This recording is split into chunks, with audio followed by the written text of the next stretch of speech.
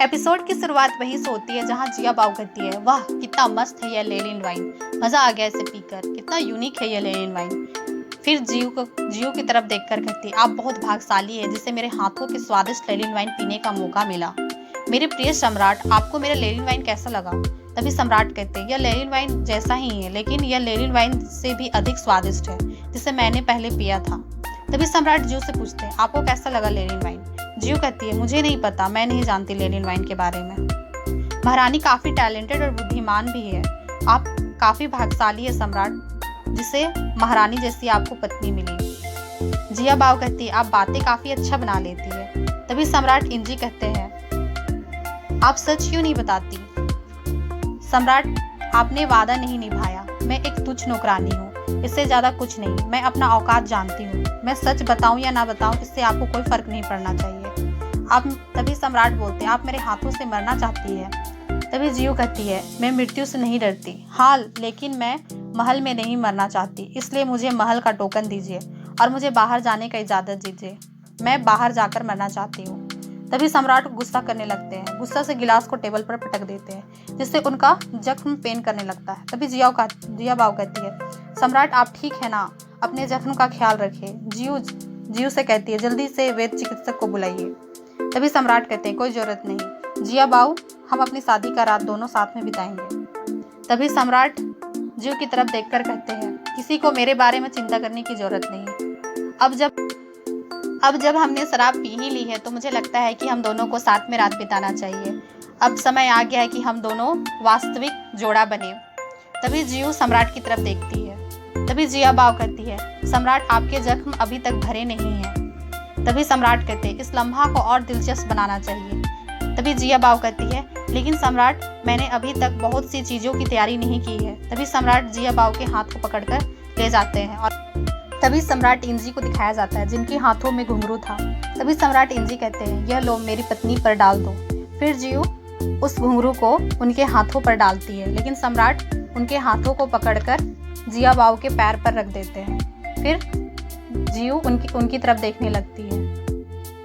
फिर जिया बाव को दिखाया जाता है जो उनके कंधे पर पैर रखती है। फिर जियो काफी गुस्से में सम्राट की तरफ देखती है। फिर वह पायल को उनके पैर पर पहना देती है। तभी सम्राट को दिखाया जाता है जो जिया बाव को गोद में उठाकर ले जाते हैं और जिया बाव काफी खुशी में अपने पैर को हिलाते हुए जाती है। फिर हम जियो को देखते हैं जो उस कमरे से बाहर निकल रही थी। तभी सम्राट के सैनिक उन्हें पकड़ लेते हैं और उन्हें ले जाते हैं। तभी जियो कहती है, मुझे आप कहाँ ले जा रहे हैं, मुझे जाने दीजिए। फिर वह सैनिक जियो के हाथ पैर को बांध देते हैं। तभी मंत्री के को दिखाया जाता है जो कहते हैं, सम्राट ने आदेश दिया है आज रात आपको घुटने टेकने को। तभी जियो कहती है, सम्राट मेरी किस तरह से अपमानित करना चाहते हैं? तभी जियो को घुंघरू की आवाज सुनाई देती है। फिर हम जिया बाव को देखते हैं जो घुंघरू पहनकर रासलीला कर रही थी। वह कहती है, जल्दी सम्राट जल्दी। तभी जियो को दिखाया जाता है जो इन सब को सहन नहीं कर पाती। वह अपने हाथ को दांतों से काट देती है जिससे उनके हाथ से काफी ब्लड निकलने लगता है।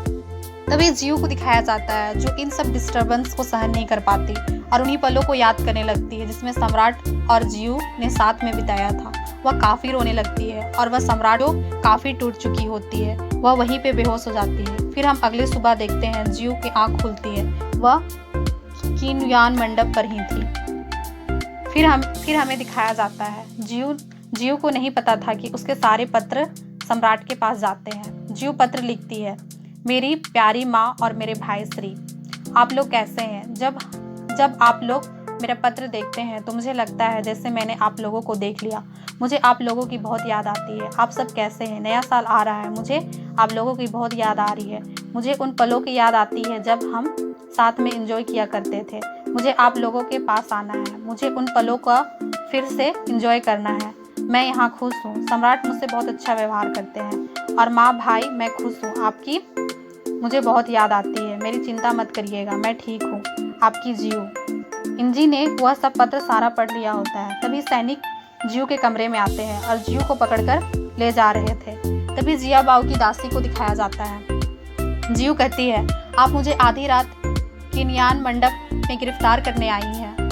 महारानी की दासी कहती है, आप अपने आप को दूसरों से मत आंकिए, मैं यहाँ सम्राट के आदेश पर आई हूँ और महारानी और सम्राट की रात की रखवाली करने के लिए बुलाने आई हूँ। आप जैसे तुच्छ नौकरानी के लिए यह बहुत सम्मान की बात है।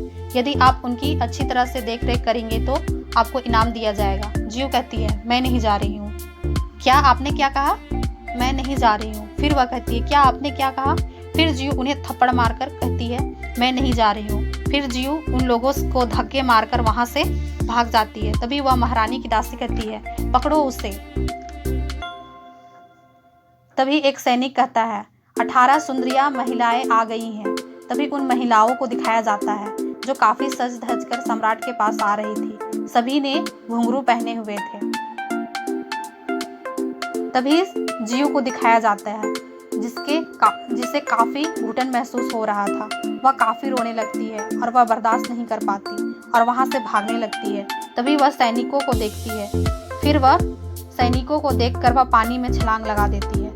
तभी महारानी और उनके दासों को दिखाया जाता है जो कहते हैं, वह डूब गई, जल्दी करो, उसे बचाओ, हमें उसे बचाना चाहिए। तभी महारानी की दासी कहती है, रुको, अभी नहीं, हमें सबसे पहले इसके बारे में सम्राट को सूचना देना चाहिए। तभी उनके दास कहते हैं, ठीक है ठीक है। फिर सम्राट को दिखाया जाता है जो नृत्य देख रहे थे। उनके शकल में साफ नजर आ रहा था कि वह खुश नहीं है। तभी जिया बाऊ कहती है, आप अपना चोट का ख्याल रखिए सम्राट, पिछली रात की तरह फिर हमारा रात बर्बाद ना हो जाए। फिर हमें पिछले रात के पल को दिखाया जाता है जिसमें सम्राट ने अपनी बॉडी तो खोले थे लेकिन जिया बाऊ उनके ब्लड देखकर सीधे बेहोश हो जाती है। यह सम्राट की चाल थी। तभी दिखाया जाता है सम्राट ने उनकी जगह पर किसी और को रखवा दिया था। फिर सम्राट के चोट से काफी खून बहने लगता है। फिर सम्राट इंजी की तरफ देखते हैं जो काफी रो रही थी और वह वहीं पे बेहोश हो जाती है। जिया बाऊ कहती है, जियो अभी तक क्यों नहीं आई? उसकी इतनी हिम्मत कि वह अभी तक नहीं आई। तभी महारानी की दासी कहती है, सम्राट उसने आने से इनकार कर दिया, वह नहीं आना चाहती, वह काफी टूट चुकी थी। जिया बाऊ कहती है, वह बस इस वजह से मेरी आज्ञा को ठुकराएगी। तभी वह सम्राट की तरफ देखकर कहती है, क्या सम्राट? फिर सम्राट को हंसी आ जाती है। फिर सम्राट इंजी कहते हैं, फिर भी उसे लेकर आओ, अगर जरूरत पड़े तो उसे बांध कर लाओ।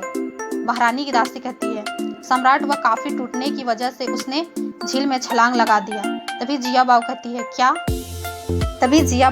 क्या? फिर वह अपने मन में कहती है, चलो बला टली। फिर वह अपने दासी से कहती है, उसने झील में छलांग लगा दी। वह काफी खुश होते हुए सम्राट के कंधे पर कहती है, अभी तक तो वह डूब गई होगी। तभी सम्राट के फेस का एक्सप्रेशन बदल जाते हैं और वह कहते हैं, जियो ने झील में छलांग लगा दी। तभी वह अपने मंत्री और सैनिकों से कहते हैं, हवेली के हर कोई उन्हें ढूंढने जाओ, मैं उसे जीवित या मृत देखना चाहता हूँ। फिर महारानी की दासी कहती है, जी सम्राट, प्रिय सम्राट, आप कहाँ जा रहे हैं? आप उस जियो के लिए फिर मुझे छोड़कर जा रहे हैं। फिर सम्राट को दिखाया जाता है जो अपने सैनिकों से जियो को ढूंढने जा रहे थे। फिर वह अपने मन में कहते हैं, जियो तुम्हें तैरना नहीं आता क्या? तुम सच में मरना चाहती हो? तुम ऐसा कैसे कर सकती हो?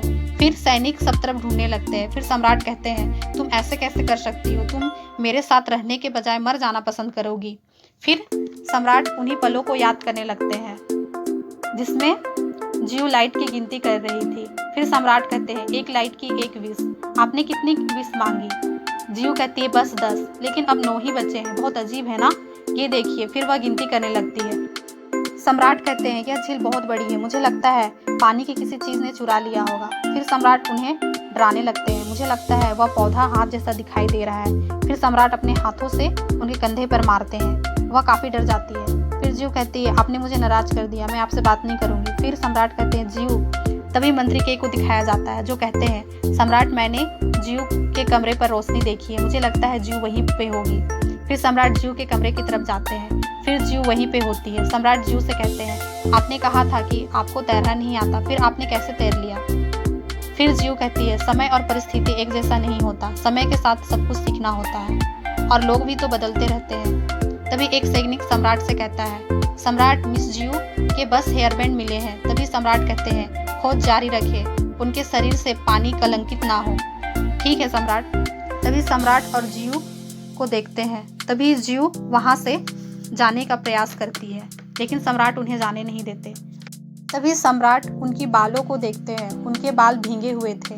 तभी सम्राट उनके बालों को कॉम्ब करने लगते हैं। तभी इंजी को पेन होता है। फिर सम्राट उन्हें धीरे कॉम्ब करते हैं। फिर आग की लकड़ी खत्म हो जाती है। फिर जियो को काफी ठंड लगने लगती है। सम्राट इंजी कहते हैं, उन्हीं बातों को दोहराते हुए कहते हैं, अधिक लकड़ी डालें। जियो कहती है, यहाँ अक्सर लकड़ियाँ घट जाया करती हैं। तभी सम्राट अपने पोशाक को उस आग पर डाल देते हैं, जिससे आग लग जाती है।